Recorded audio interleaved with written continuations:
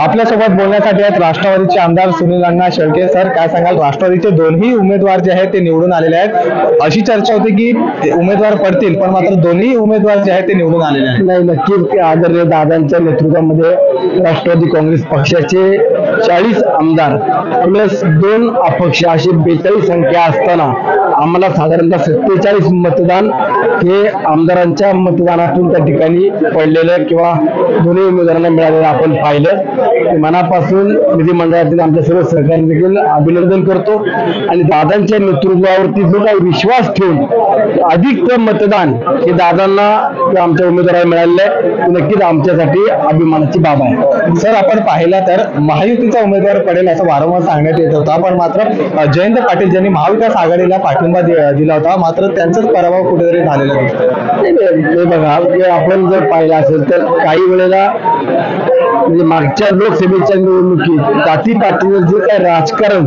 आणि त्यातून आम्हाला काही पराभवाला सामोरं जावं लागलं, ते या ठिकाणी तशी काही परिस्थिती नव्हती.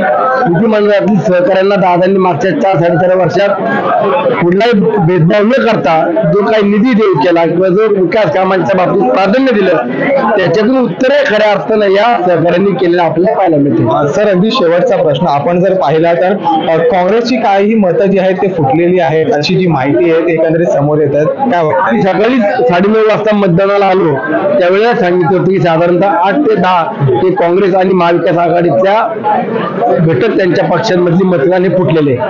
तशीच काहीतरी माहिती समोर येते. 8 मतं फुटली आहेत अशी माहिती काही सूत्रांकडून येतात. सकाळी काही संपर्क नाही. हे बघा, ज्यांनी मतदान केलं त्यांचा देखील रोष महाविकास आघाडीच्या अंतर्गत घुसखोरीचा हा त्यांनी मतातून या ठिकाणी दाखवून दिलेला आहे. धन्यवाद सर आपल्याशी बातचीत केल्याबद्दल. व्हिडिओ जर्नलिस्ट महेंद्र जैनसह डॅरेन मिरांडा, जय महाराष्ट्र न्यूज, मुंबई.